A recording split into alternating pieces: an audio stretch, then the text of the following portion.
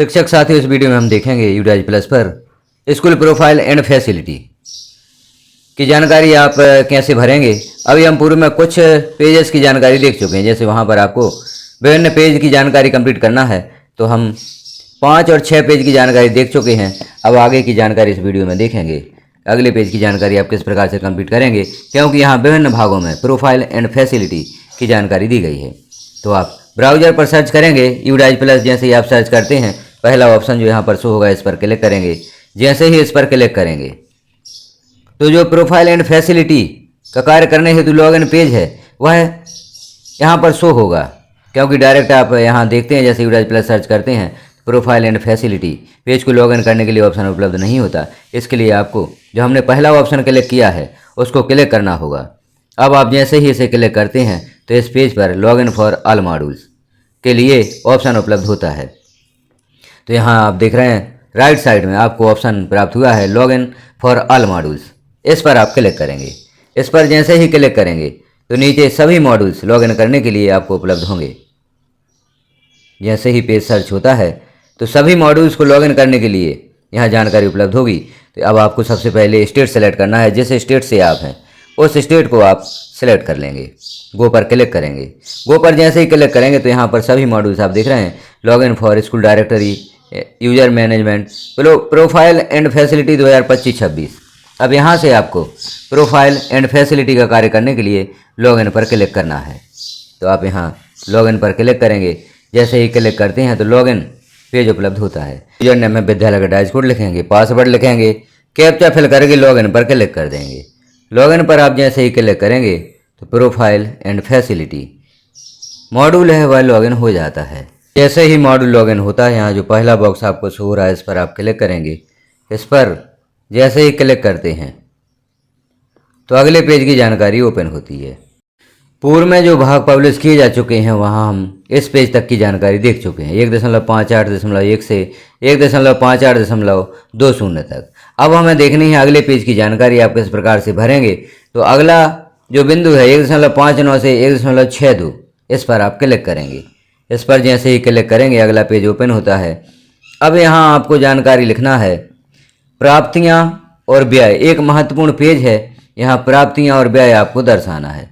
पिछले वित्तीय वर्ष के दौरान स्कूल द्वारा प्राप्त अनुदान एवं किया गया व्यय केवल सरकारी एवं सरकारी सहायता प्राप्त स्कूलों के लिए। जो सरकारी स्कूल हैं, शासकीय स्कूल हैं और शासकीय सहायता प्राप्त स्कूल हैं, उन्हें यह जानकारी भरना है। क्रमांक दिया गया है। समग्र शिक्षा के अंतर्गत अनुदान का नाम दिया गया है। रसीद रुपए में, मतलब जो भी आपको राशि प्राप्त हुई है उसे लिखना है और व्यय राशि लिखना है। तो जैसे समग्र स्कूल अनुदान, स्कूल ग्रांट जो आपको प्राप्त हुई है वह राशि आप यहाँ पर लिखेंगे और कितनी राशि आपने पूर्व वर्ष में खर्च की उसे आप लिखेंगे। यदि पुस्तकालय अनुदान प्राप्त हुआ है, पुस्तकालय से संबंधी कोई राशि आपको प्राप्त हुई है तो उस राशि को आप लिखेंगे और खर्च कितना किया है वह लिखेंगे। प्रमुख मरम्मत के लिए अनुदान, विद्यालय मरम्मत के लिए यदि आपको राशि प्राप्त हुई है, मरम्मत राशि प्राप्ति में और व्यय में लिखेंगे। खेल और शारीरिक शिक्षा के लिए अनुदान, मीडिया और सामुदायिक संगठन के लिए अनुदान, स्कूल प्रवर्धन समिति, स्कूल विकास और प्रबंधन समिति के प्रशिक्षण के लिए अनुदान, पूर्व स्कूल स्तर पर सहायता के लिए अनुदान केवल प्राथमिक विद्यालयों या अनुभागों के लिए। तो यहाँ पर जो भी राशि जिस मद की आपको प्राप्त हुई है उस मद की राशि लिखेंगे और कितनी राशि आप खर्च कर चुके हैं वह लिखेंगे। डीजीगो पोर्टल के माध्यम से आपको राशि प्राप्त होती है, आप राशि खर्च करते हैं, या हाई स्कूल हायर सेकेंडरी विद्यालय है तो वहाँ पर आपको किस प्रकार से राशि प्राप्त होती है उन राशियों का विवरण आप यहाँ पर लिखेंगे। तो पूर्व वर्ष में जो भी राशियाँ आपको प्राप्त हुई हैं उस राशियों की प्राप्ति और खर्च यहाँ पर आप दर्शाएंगे।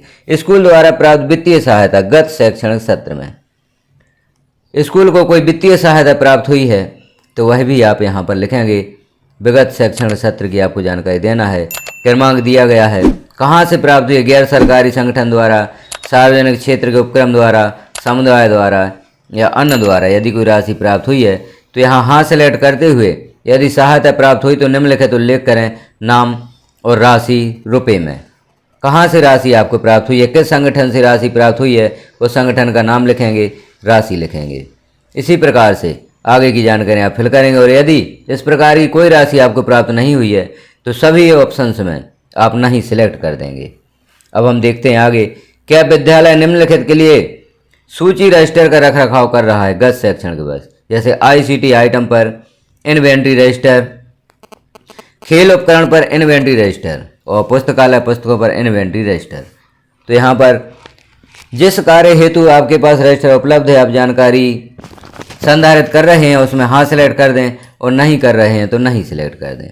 अगला पॉइंट है, निम्नलिखित के कारण स्कूल का कुल वार्षिक व्यय गत शैक्षणिक वर्ष में सभी स्कूलों के लिए जो वार्षिक व्यय है इन पर रख रखाव या हाउसकीपिंग, शिक्षक, निर्माण कार्य और अन्य, यह जो सरकारी सहायता प्राप्त विद्यालय हैं उनके लिए भी है यह पेज और सरकारी विद्यालय के लिए भी है। तो जैसे रख रखाव या हाउसकीपिंग पर यदि आपने कुछ खर्च किया है, यदि आप हाउसकीपर रखे हुए हैं तो उसकी राशि, खर्च की जो राशि वह भरना है।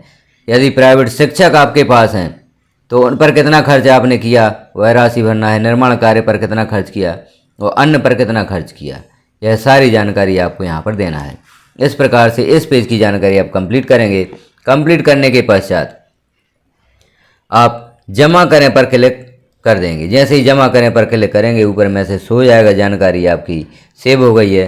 अब अगले पेज की जानकारी आप कंप्लीट करना चाहते तो जमा करें और अगला पर क्लिक कर देंगे तो अगला पेज यहाँ पर शो होता है। अब आप अगले पेज की जानकारी कंप्लीट करेंगे। तो इस पेज की जानकारी कैसे कंप्लीट करेंगे इसे हम अगले भाग में देखेंगे। अभी आप पूर्व में जो भाग पब्लिश किए जा चुके हैं उनकी जानकारी देखें और यहाँ तक की जानकारी कंप्लीट करें, क्योंकि स्कूल प्रोफाइल एंड फैसिलिटी का कार्य विभिन्न पेजों में किया जा रहा है। तो सभी पेज आपको पूर्व में पब्लिश किए जा चुके हैं और शेष पेज आगे पब्लिश किए जाएंगे कि आप जानकारियाँ किस प्रकार से भरेंगे। तो जानकारी आपको कैसी लगी एक कमेंट अवश्य करें।